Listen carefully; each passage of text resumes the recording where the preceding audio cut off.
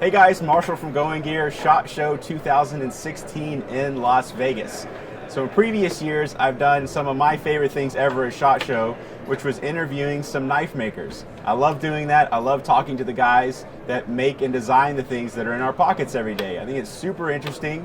And this year I wanted to do something a little bit different. So I got a bunch of them together. We got 5 really respected, really well-known knife makers here, custom makers, designers, and these are some of the CRKT guys. So we got Flavio Ikoma, Present. Lucas Burnley, How's it going, guys? Tom Krein, Alan Folts, Hey, everybody. Liong Mah. Liong Mah is actually labeled, so he's got his name on his shirt. In case you No one forget, can confuse just him. look at his shirt. He's good to go. And he can't forget his own name. So Yeah. That's good. So we have some questions that actually a lot of you guys submitted. So Ben, who is our cameraman back there, Ben from CRKT, if you're wondering if there's any problems with the video, Ben Peterson, that's who's doing it right now. He asked some questions on Instagram. We asked some questions on Instagram, basically seeing what you guys wanted to hear from these guys. So we're going to kind of go through some questions, some serious, some not so serious. We were kind of worried that it was all going to devolve into a bunch of fart jokes. So we'll see how it goes. So starting off, we've got the most serious question of all. Will you guys have all my children from Mather and Ho on Instagram? So Flavio, will you have an Instagram user's children? No, probably not. No? No? I don't think so. No? Okay. All right. Something a little bit more serious. At what point did you feel it was okay to walk away from what you did before this? We'll get this one to Lucas. Oh, jeez. I started pretty early, so for me it was a slow progression. You know, I guess the point where it really started to shift was when the time commitment from knives started to really edge into my day-to-day. And at a point, it's not that you really feel like you can make the jump. It's just that you don't have the option not to. Right. So, I mean, it's really scary, you know, kind of that shift over. It's a big commitment. Maybe, is it a conscious decision? Or is Yeah, it just I think- one day you're kind of, hey, I make knives think- all the time? I think regardless of what you're doing, it's a very conscious decision. It's a hard decision. It's a hard decision. Financially. Yeah. Yeah, it's a big leap. Yeah. Starting your own business, being your own boss. Yeah. How about you, Tom? I'm in a little different position. I have 3 boys and a wife, so financially I had to be making enough money to replace the money I would be losing when I quit my ER job. So I work full-time as a nurse on the weekends and full-time in the shop during the week. You for still do probably that? 8 years. I haven't worked in a hospital for 7 or 8 years now. Okay. So full-time, and I still put in probably the same amount of hours. Doing those 90, 100-hour weeks? Put in some long hours. Yeah. Well, mine was a little different. Mine was kind of a leap of faith situation. So I got to the point in my career where I made too much money for the company that I work for. And when, you know, companies see that and they can hire someone cheaper, all of a sudden the guy's out of a job. So, you know, at that point, it's you look at what's out there and you take that leap and you rely on yourself versus relying on other people to make money from you. Did you have a background in the machining and the knife making from this other company? At the point I went full time, I'd been making knives on and off, you know, mainly as a hobby, mainly as side business for 20 years. You know, I was employed to the point where I had licensed products with CRKT and was working on a career of it, but still had that full-time job. So when that full-time job drops out at the right time, you kind of it spurs that moment along. Right. You know, it speeds up your decisions, and you. I need to you work gotta a go lot yourself. harder on my own thing. Exactly. Yeah. Exactly. And well, I'm kind of similar to Alan. I was a full-time chef, and when the economy tanked in '07, they bought me out of my position. They could no longer afford to keep me, and half the team. So during that time, I was already designing for about 8 years or so, but mostly as a hobby, mostly only custom collaborations. But it was kind of like, you know, in that time period where this was like almost pie in the sky for me to be able to turn it into a living. And now I had to take that jump and make it so. And a year later, Columbia River picked up the Eaton tool, and that just kind of solidified more of what I want to do. Now, I've talked to you, Flavio, before about the first knives you made Right. and the market that you're trying to reach in Brazil exactly. versus what you're currently doing. So what was it like for you? Well, I guess my situation is kind of unique because I was making folders that were like $15 right now, and I was having a hard time selling them. $15 15 versus equivalent $5,000 to $10,000. Exactly. Yeah, exactly, something like that, close to that. And the funny part is that up to a certain point, I had to decide not to make knives for Brazil anymore, and then I had to make knives for US. And that was a hard decision for me because I was reliant on that kind of folder, that $15 folder, you know. And I remember just after I came back from a trip from US, one of my old customers, he stopped by my house and he wanted to buy some folders. And I needed the money, you know.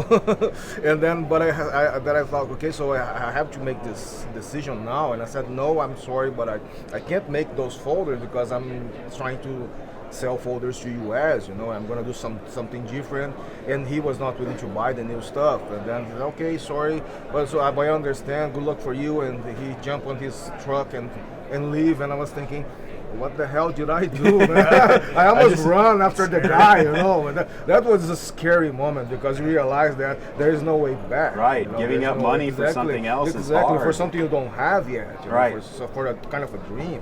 That stuff, but I think it pretty much shows that it's worth it. It's worth it, you know. So Absolutely. if I have taken that order, the $15 folders, you know, maybe I would still be making $15 folders. You never Yeah, know, absolutely. You know, so, yeah. This is already way more serious than I thought it would be. You went deep on the first Yeah, one. yeah. Why did you decide That's kind of to a change your soul life? thing, you know. we were talking yesterday. Ben and I were talking about, hey, I need to come up with some good questions. I was like, oh man, I got to work tonight. Yeah. And then a guy on Instagram came up with this just total list of really good questions. I'm like, yes. So next one, we'll start with you, Tom. Okay. How did you find the balance, or how do you find the balance between designing for commercial success versus something that's just really aesthetically pleasing, lots of cool materials, you know, something that's going to be relatively easy to make and inexpensive versus something that just looks really cool? That's a tough one. It's actually not that hard for me. Personally, I don't think, because I design what I like to use. I use my knives, and that's what I offer to the company. So basically, when you see my knives in CRKT, you're seeing what I like to use. I've used them in the field. I've used them, you know, I carry my stuff, and that's what you're seeing. I know, Flavio, I've seen a lot of your custom stuff, and you get pretty ornate on a lot of those things. Yeah, so yeah, when you're designing versus CRKT versus making a custom, how do you find that balance? Well, you know, ultimately the knife is a tool, so I always think that way. I mean, I make some very kind of elaborate knives sometimes. It's kind of, I think it's nice because you go to the artistic side. You know, nowadays most of us have CNC and machinery that help us a lot.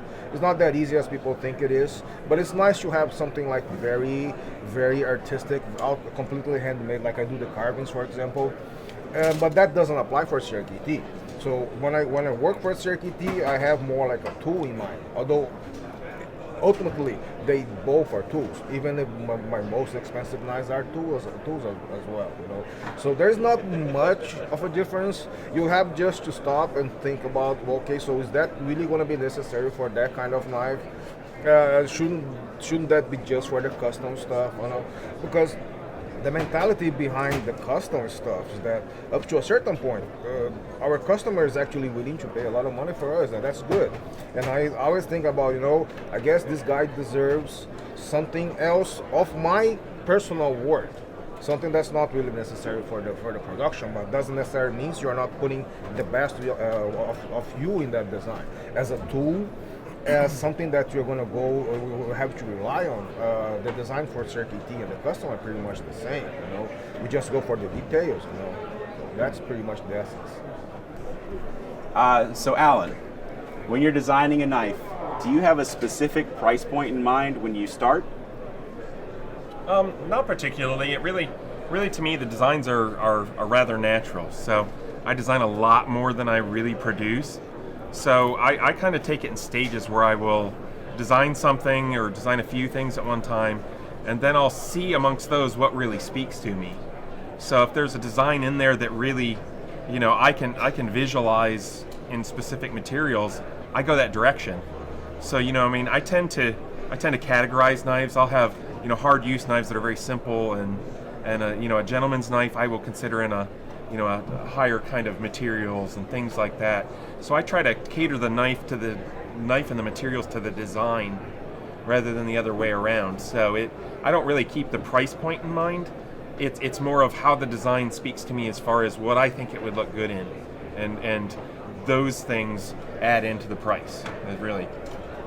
Is that anything that when CRKT comes to you or you go to CRKT that you get pressure on, is price point? Well, yeah. Like make it a little bit simpler to lower the price? Yeah, I mean, when you approach CRKT with a design, I think it's good to keep your mind open. Right. Because what they're doing is they're giving a version of our product to the everyday consumer at a price that they can afford. So I think it's important to understand that you have to be a little flexible there. You can't go straight for mother of pearl in Damascus on a knife that they're going to try to get, an affordable amount of money on. It just really isn't that possible in the marketplace. So I think as a maker, you just have to be flexible and be able to see that design in multiple ways enough to know that it can be done in different versions, that it can still have those lines and that usability, but take different roles in the market, all the way from high-end custom, all the way down to an everyday user, all the way to a production knife, if the design is successful. I think this is something that CRKT is really doing good this year. If you look at the products they brought out, the quality on all of them, the fit, the finish, the materials, it's excellent. Come way up. It's excellent. I mean, it's always been good, but it's better than it's ever been. And then you look at the MSRPs, and they've somehow kept them down, And they've which got is a amazing. really broad range. They've got everything from really, really affordable users all the way up to some stuff that is, high end. I mean, Yeah, they've $150. got $150. I mean, they're starting to do some small batch runs with high end steels. So it's been a really fun year, actually. Some pretty exciting stuff coming out. It'll be in the interesting. Near future. It'll be interesting to see more things along the lines of the two hood knives that they did and the hijinks that they did with Lion steel. Yeah. I'd like to see more of that in the future. Yeah, we're talking that stuff all the time because for us, I mean, those are really fun projects, and they're not real large scale, but I think it's a good thing just to kind of keep in the pipeline. It's fun for everybody and good practice. You're next. Yes. How did you get started in knife making? Well, I'm only a knife designer. Right. I'm Knife not designing. a knife. I've always loved designing knives. I used to collect pocket knives that, my uncle would give me like buck knives, and I'll start going to flea markets and buying knives. And even though those were really cheap, I always looked at it and said, I would change this if I had that. If I could make it my way, I want to find a way to make it more user-friendly and protect the user at the same time. So, a lot of my notebooks would be full of knife drawings instead of taking notes in classes. And when I first started doing more designs, I started reading books on how to design knives, like Bob Terzuola's book, How to Build a Tactical Knife. And then I just scrapped all those old drawings because none of them would work in the photo format. And from then on, I started, plotting out where the stop pin would be, where the pivot would sit, and then how it would open and close. And for me, it was really important that it looked good open and closed. And there's been evolution because my earlier work was really curvy and very radical. And I kind of realized what would I want to carry every day? And being a chef and using a knife like 8 to 10 hours a day, there was certain things about edges and certain things that really was just a natural progression of how my design would be. And that's how my design started looking now. And there needs to be some flair in there. There needs to be some distinctive characteristics that make it yours. But it also had to be appealing to people, whereas it's not just like, holy cow, that's a great design, but I can never carry that. So it's one of those things that, as I went further along this, is that what would people want to carry every day, and how would they how can I make sure that they want to carry it? Great. I guess now that everybody's been asked a serious question, let's lob a total softball at everybody. Flavio. Yeah. We're going to save those for later. Okay. Save those later. Flavio, what knife are you carrying right now? Right now I'm carrying two of my knives. That's the new model. That's the Civet. It's a neck knife. And I have the No Time Off in my pocket. So. Is that what you see yourself carrying most of the time, is the production stuff? Well, actually, yeah, because well, as you mentioned before the interview, I make like 2 knives a year. No, I think you did 4 last year. Right? Yeah, no, that's the plan for this Overtime. year. Yeah, exactly. So I can't actually afford to carry my own custom. I have to make a living, So I do carry. I only carry the CRKT stuff, So that's actually is pretty good because custom stuff reflects my production design, and it pretty much is a good opportunity for me to test my designs. And I'm not a heavy user, but I understand that, especially when you're talking about our designs, I understand that the portability is key. I don't know if everybody's like me, but most of the time I'm just carrying my knives. I barely use, but then when we use, we think about the tactical stuff. That's cool, that's nice. But most of the time, it's open a box. Box cutters, package openers, exactly, apple things like slicers. that. Apple slicers, Yeah. But they work for that. They are well designed. They are easy to carry. So I think that's easy to carry is key. Because if you can't carry that stuff, why the hell you get it? So Right. especially when I talk about pocket knives and neck knives and stuff that we design. So yeah, I do carry the CRKT stuff every day, anywhere I go. You took a softball question and made it all serious, man. Well, sorry for that. What are you guys doing? Well, I make a joke about my production. Oh, there you go. Okay. Lucas, what do you have on you right now? Is it bad if I don't have a knife on? That is Yeah, actually it is already bad you're not chubby like we are, okay? So that's bad enough. Well, I can run. That's like, okay. I got a prototype on me. awesome. So yeah, trying something new. Want to see how it pockets, how I like it. So is this a custom or is this Yeah, that's a full custom? Yeah, Full handmade? Yep. You wanna Going tell them a full little bit about handmade. it? Okay, full handmade. Like I have a CNC in my shop. Right, of course. Okay, I Yeah. make knives on the CNC. I make them by hand. This stuff is getting crazy. Right. So it's a knife I made. Okay. In house. Okay. That's kind of where it goes.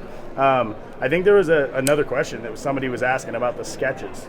Yeah. And if any of those had kind of come to fruition. Can I not No, go I'm just into kidding. that? No. Oh, he's skipping. You're skipping ahead, man. We can leave it. No. You're cheating, No, Lucas. You please. can see what's written over there.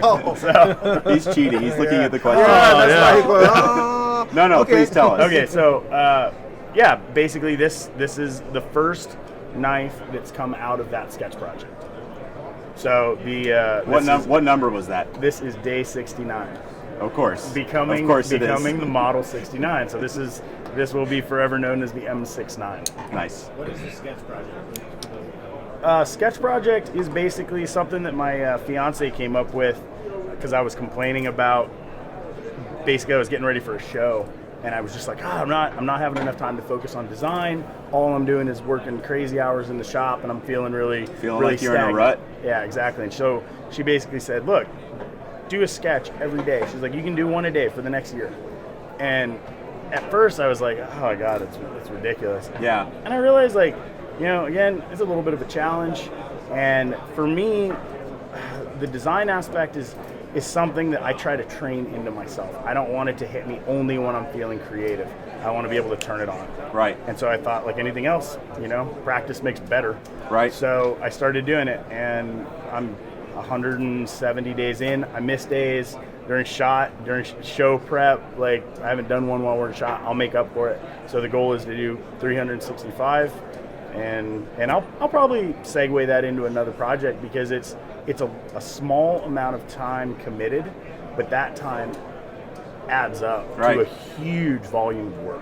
Yeah, for those of you who haven't seen them on Instagram, they're actually, they're pretty complete designs. Thanks, they're you can look up BRNLY 365 is the hashtag. great. So, Tom, what's on you? So I don't have what I normally carry. This is one of the things I always carry. It's got a pen, flashlight, and a knife. I usually carry a Great Eastern cutlery that I did a regrind on, just because I like them. They're traditional. I usually have a one-hand opening knife on me also. For shot, I didn't fly out with it. I've been carrying a CRKT or one of my mid-techs, or a Spyderco or something, whatever. I've got a lot.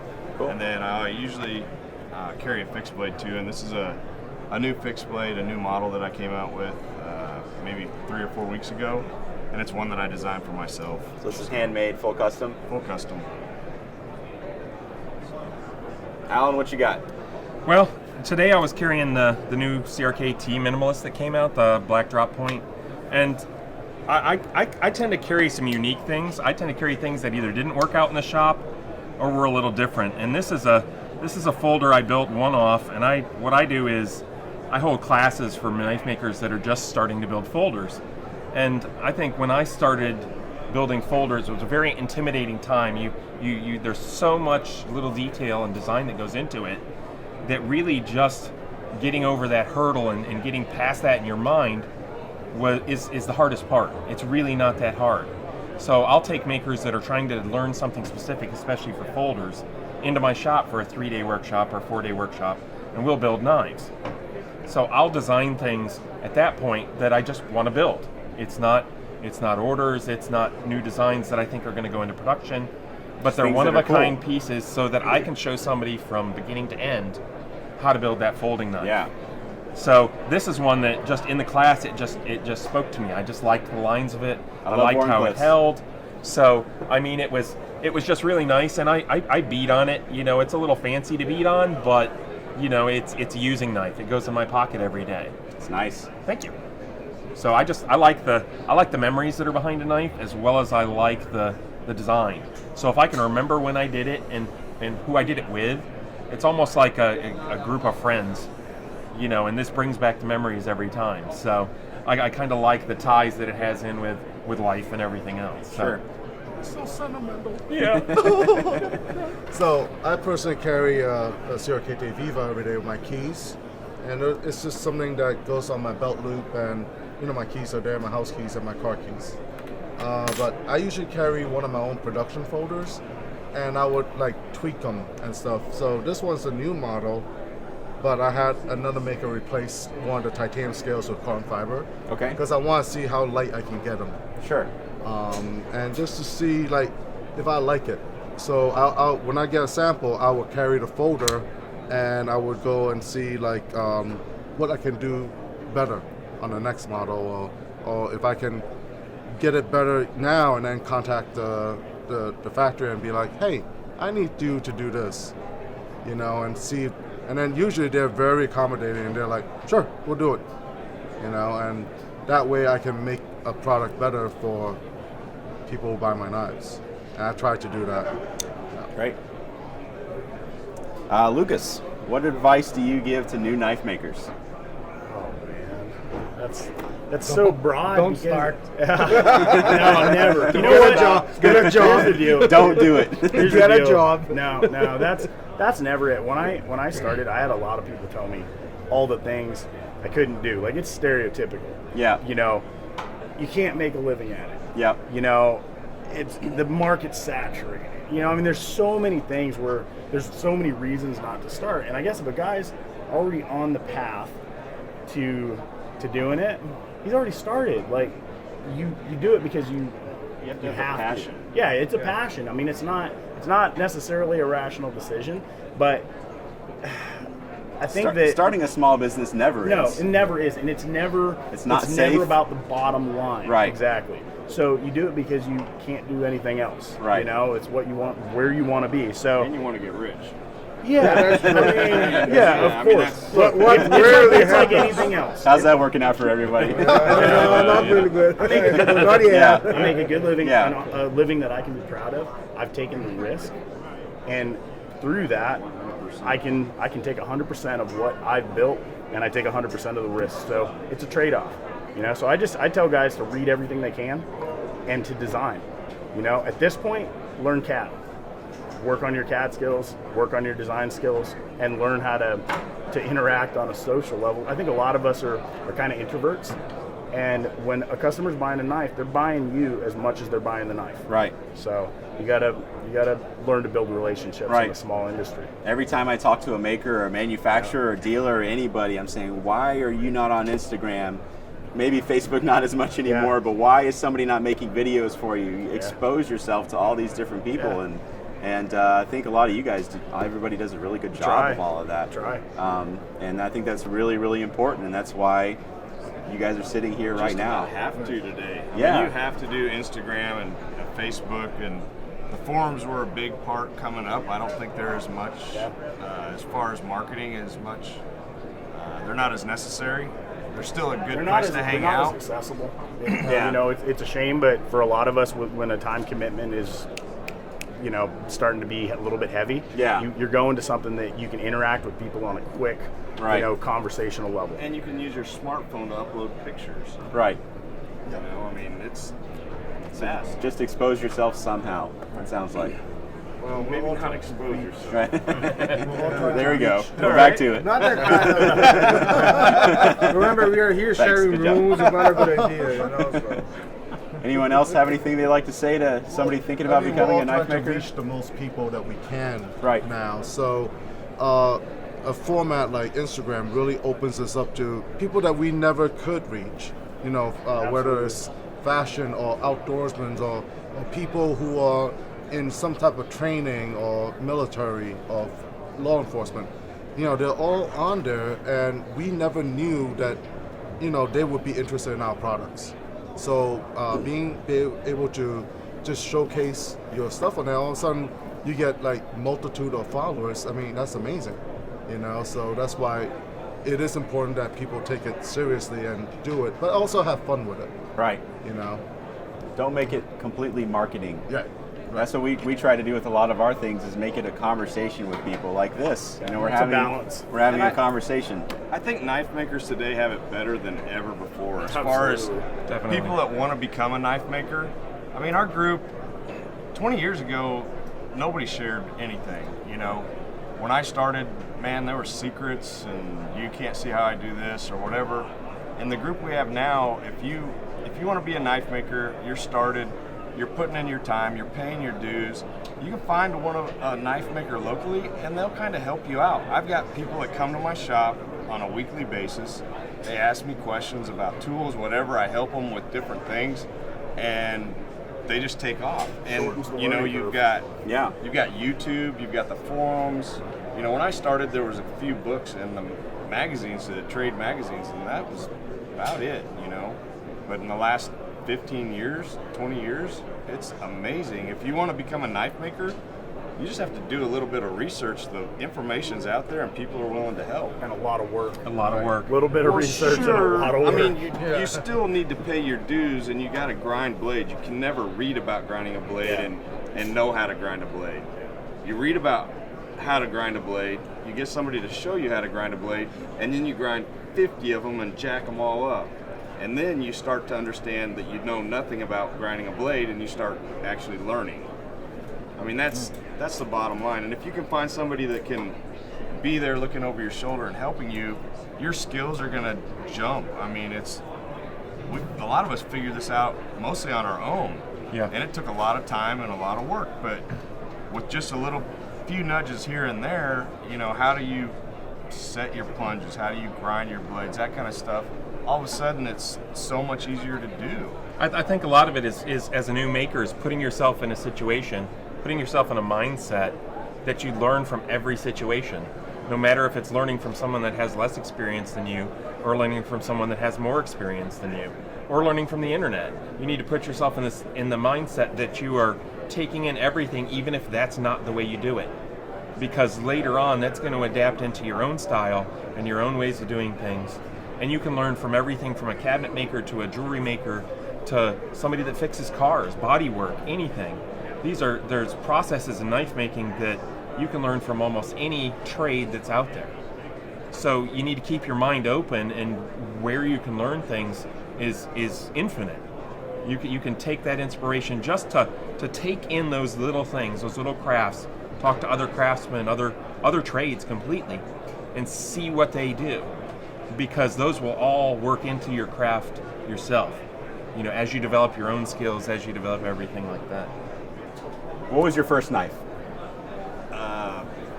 Not that you made, that your parents gave you or whatever. I think it's an Imperial. It had the clamshell scales.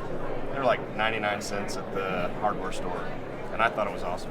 My first knife was a old-timer two-blade Whittler that my grandfather bought me.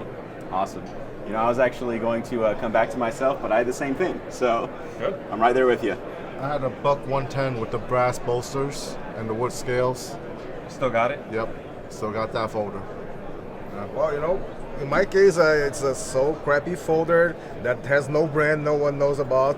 It's somewhere lost in my room. Means pretty much I'm never gonna find that again. But it's a yellow folder with some flowers printed on that, with 2 blades. Don't ask me the brand. It's probably a knockoff. For 4 years.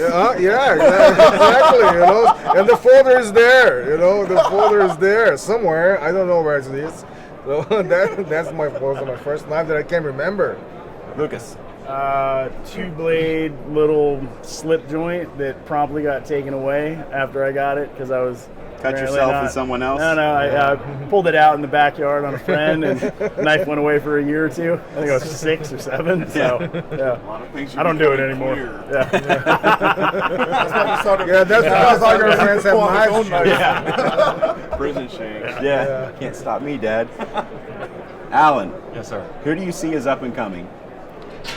Oh, well, I see a lot of people. I deal with a lot of students, so I see everybody pretty even keeled.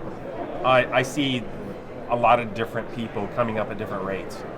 That is such a cop-out answer, It is. man. There's so many questions.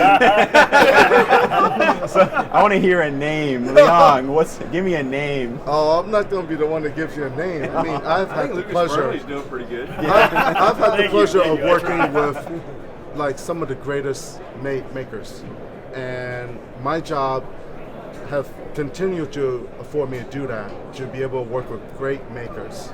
I think a new maker named Edison Barajas, his stuff is awesome. I think there's a lot of people, and with the information that everyone's sharing, they can get really over that hump easily, as long as they put the time into it. Yeah. Flavio, you got anybody? Yeah, kind of got some people. It's hard to pick one name with just one name. I know some. You can give me more than one. I was just asking for at least one. Oh, okay. That here makes we go. it much easier. There are some people that are quite established for their talent, but not so much for the knowledge of their work. I have my friend in Brazil, Rudy. He's a real good kid. He's known for his carvings, but he's also a good designer. He's amazing. Yeah, but he's still working on the carvings, but he can make folders. He can design them and he can make them, but he's just a little bit too insecure to start that. He's a good example of someone that has a lot of potential, but it's not there yet not because of the skills. He's got a lot of skills, but he doesn't know how to interact with people yet, so that's the tough part. Other friend I have that's really good. He's making more niche stuff like balisong and stuff, but he has some real good work. Maybe if he goes for the more mainstream stuff, folders especially, David Santiago, he's a real good kid. Also, he's very talented. But right now, he's mostly making balisong. But I would love to see him make some folders and stuff. So there are people around, young people, very talented people, and I don't see why those people wouldn't be successful. Because they have skills. Sometimes even more than us, So, but they just have to do their work and go forward, So. Lucas, do you have anybody? It's a hard one only because you don't know everything that goes on in the background. So Right. sometimes you see a name and you might think, oh, I'm not real familiar. He might have been around for a long time. But one guy that I have seen continually that has just been killing it is Nalu. Okay, Nalu knives, and it's not this industry. It's not just about what you make. Right. It's about who you are and how you act, how you treat your customers, other makers, and man, he's a class act on all fronts. His work's killer. He's a great guy. He's a great family, and awesome style. So he's someone that I think he's going to keep destroying for a long time. Tom, you have anybody? Yeah, one of my friends is Ben Orford. He's in England, so he's not really known as well in the U.S., and he's getting to be more well known in the U.S. He came to Blade this year. He's been making knives for a while, and his knives he makes bushcraft knives, and they're really probably the best bushcraft knives I've ever used. He also has a line of wood carving knives, and I make a wood carving knife and I use his. It's that much better. Wow. Yeah, I Ben's mean, good. his stuff is really good. His wife is awesome. She does all the leather, so it's a family effort. The in-laws come in and work in the shop, and it's pretty cool. And his stuff is excellent. It's what I personally carry, and I think he's going to get a much bigger following in the U.S. Cool. Last question. We've gone around the table twice as of this one. Liong Mah. This is going to be for all of you guys. Would you ever consider doing a massive collaboration with a bunch of different makers? Ooh, that would just be a lot of egos going in the way. I think there's it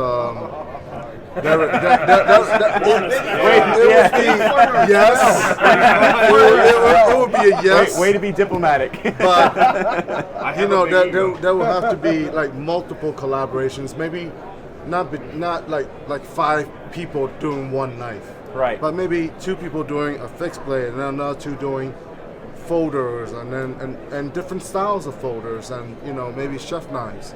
Because there's a lot. That's how I started with collaborations, and I still collaborate with different factories. And so it's always going to be a yes, but it's almost like everybody has a type of distinctive style, and how to put that into that and not dilute it with something else. That would be the biggest goal, So if it's more than 2 people, I think the project would be very diluted. And then Do you think it could be pulled off where one person designs a clip, one does the blade, one does materials? Do you think everybody could put aside their egos for that? I don't think that's Everybody's shaking their heads. No. Yeah. Have you watched one of those Simpsons episodes where he met his brother, and his brother is like a very rich... the car. Yeah, the car, there's gonna be something like that, Yeah. like a karacha, so it's gonna be like something like that. That's not never. So we max out at 2 people for a collaboration. Yeah, That's what I'm exactly. hearing. I think it could work in a different way. Yeah. We were talking about it a little bit. One, we're so busy. Collaborations are going to be really hard at this point. And a big collaboration, Leon's ego is going to get in the way.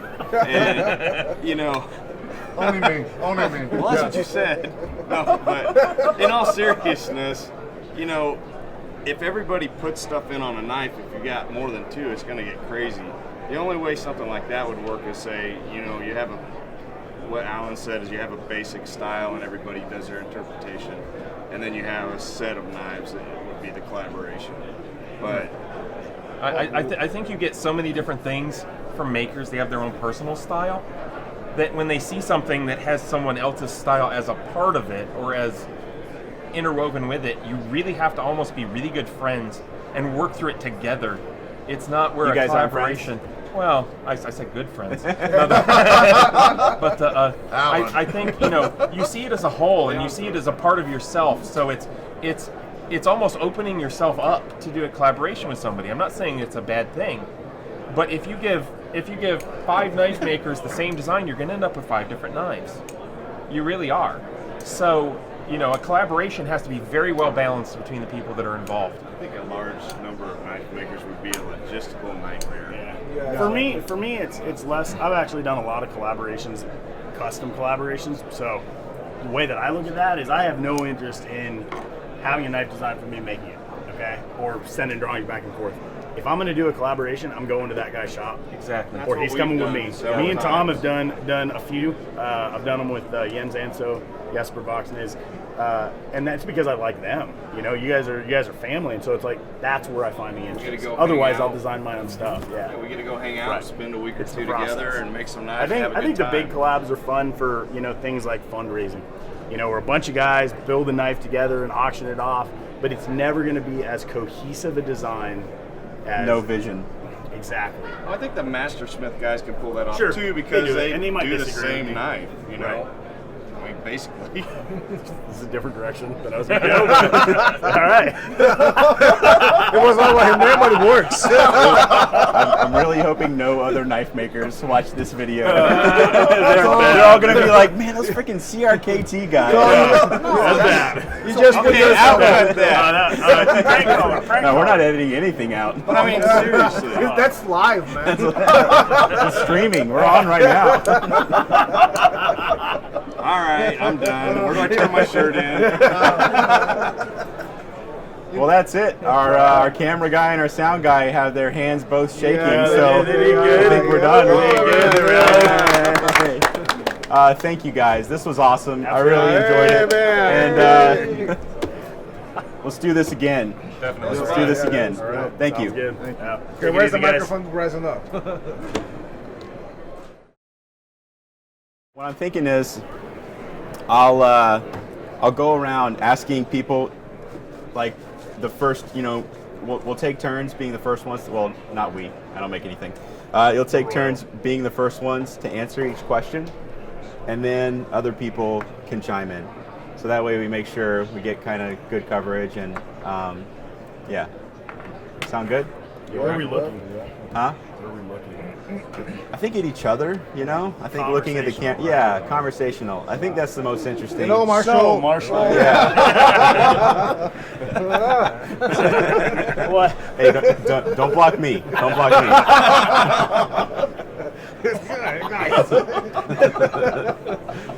This is going to be great.